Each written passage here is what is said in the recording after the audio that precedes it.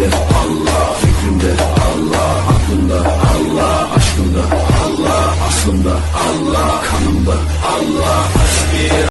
آپ ویسے بھی دنیا میں بھی جو چیز آپ کی ضرورت ہوتی ہے اس سے بڑھ کر اگر آپ اس کے پیچھے بھاگتے ہیں تو وہ ویسے ہی آپ کے لیے نقصان دہ ہوتی ہے. جس قدر آپ کو کپڑوں کی ضرورت ہے اگر آپ اتنے کپڑوں کے اندر رہیں گے تو آپ خوبصورت لگیں گے. لیکن اگر آپ ضرورت سے زیادہ کپڑے اوڑھ لیں گے، ایسا کھلا لمبا چوڑا لباس پہنیں گے تو بھائے گا نہیں آپ پہ. وہ آپ کی شخصیت کو خوبصورت بنانے کی بجائے کمزور کر دے گا اور آپ اچھا لگنے کی بجائے تھوڑے سے اچھے نہیں لگیں گے، برے محسوس ہوں گے اور ایسے لگے گا کہ جیسے آپ نے کچھ ایسی حرکت کی ہے کہ جو سنجیدہ لوگ نہیں کرتے. کھانا آپ کی ضرورت ضرور ہے، کھانا ہماری حاجت ضرور ہے، لیکن اگر ہم ضرورت سے زیادہ کھائیں گے تو بیمار ہو جائیں گے. ضرورت سے زیادہ کھائیں گے تو ہمارے اعصاب کو نقصان پہنچائے گا. کھانا ایک حاجت ضرور ہے لیکن اس کو اوڑھ لیا جائے اگر کھانے پینے کا ہر وقت ماحول بنا لیا جائے تو انسان بہت ساری بیماریوں کے شکنجے میں آ جاتا ہے. اسلام کہتا ہے کہ مال تمہاری ضرورت ضرور ہے، اس کو ضرور حاصل کرو، لیکن اگر مقصد ہی مال کو بنا لو گے، اگر تمہارا ذہن ہی یہ بن جائے گا کہ میں نے 2 کے 4، 4 کے 8 اور 8 کے 16 کیسے کرنے ہیں، تو یہ تمہاری روحانی زندگی کو تباہ کر دے گا. تم انسان کم اور پیسے جمع کرنے والی مشین زیادہ بن جاؤ گے. پھر تمہارے اعصاب پر رشتوں کا کوئی تقدس نہیں رہے گا. تم ہر شخص کے ساتھ رشتہ اس لیے بناؤ گے کہ مجھے اس سے مالی طور پہ کیا نفع حاصل ہو سکتا. پھر وہ سارا تقدس، وہ ساری خوبصورتی، زندگی کا وہ سارا حسن، جینے کا وہ سارا مزہ ضائع ہو جائے گا. کچھ لوگ اس طرح مال کے پیچھے بھاگے کہ زندگی کے آخری لمحے تک انہوں نے مال جمع کیا. نہ وہ کہیں ریٹائر ہو پائے، نہ وہ کہیں خاموش ہو پائے، نہ وہ زندگی میں کوئی اور کام کر پائے. بس آخری لمحے تک انہوں نے مال جمع کیا تو اللہ تعالیٰ نے اسے قرآن پاک میں بیان فرما دیا. فرمایا الہاکم التکاثر، تمہیں مال زیادہ طلب کرنے کی خواہش نے غافل کر دیا. حتی زرتم المقابر، یہاں تک کہ تم نے قبروں کا منہ دیکھ لیا. اتنا مال طلب کرنے میں تم آگے بڑھے کہ تم نے قبروں کا منہ دیکھ لیا، قبروں تک پہنچ گئے، لیکن رہے تم مال کے پیچھے. نبی کریم صلی اللہ تعالی علیہ وآلہ وسلم نے ہمیں بڑے خوبصورت لفظوں کے اندر بات سمجھائی، مسلم شریف میں موجود ہے. اور اگر ہم حضور علیہ السلام کے لفظوں پر غور کریں تو دیکھیں منظر کیا بنتا ہے، کتنی بڑی سچائی ہے زندگی کی جو سامنے آتی ہے. حضور علیہ السلام فرمانے لگے کہ انسان کہتا ہے میرا مال میرا مال میرا مال میرا مال.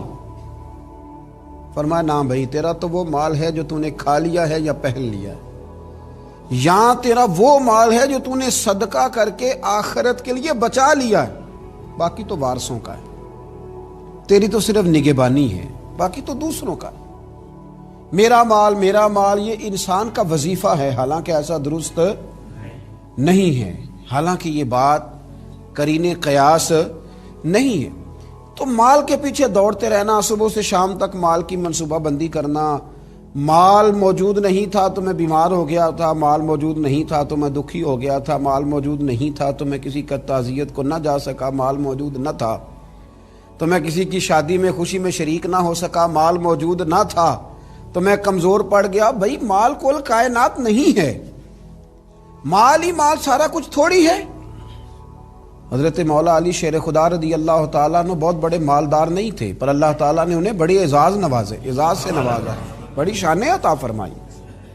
انبیاء کرام علیہ السلام میں سے کس کے پاس زیادہ مال نظر آیا؟ حضرت بلال حبشی رضی اللہ تعالیٰ عنہ بڑے سادے سے تھے. جناب فاروق اعظم حضرت عمر فاروق رضی اللہ تعالیٰ عنہ کے پاس بھی زیادہ مال و دولت نہیں تھا. مال ضرورت ضرور ہے پر زندگی کا مقصد مال نہیں ہے، مقاصد تو کچھ اور ہیں. اس لیے رسول رحمت صلی اللہ علیہ وسلم نے ایسی بات کر دی کہ اگر ہماری سمجھ میں آئے نا تو وہ ہمارے ذہن کو ایک بہت ہی الگ سوچ فراہم کرے گی. حضور علیہ السلام فرمانے لگے کہ مجھے اپنی امت پر غربت کا ڈر نہیں ہے. غریب ہو جائے گی، فاقوں سے مرے گی. فرمایا یہ تو مجھے ڈر ہی نہیں ہے، بلکہ نبی پاک علیہ الصلوۃ والسلام نے فرمایا مجھے تو اس بات کا ڈر ہے کہ تمہارے اوپر دنیا کشادہ کر دی جائے گی، تمہیں زیادہ مال ملے گا. ڈر تمہاری غریبی کا نہیں، بلکہ محبوب فرماتے ہیں ڈر تمہاری دولت کا ہے. ڈر تمہارے فاقوں کا نہیں، ڈر تمہارے زیادہ کھانے کا ہے. ڈر تمہارے جھونپڑی میں رہنے کا نہیں، ڈر تو تمہارے بنگلوں کا ہے.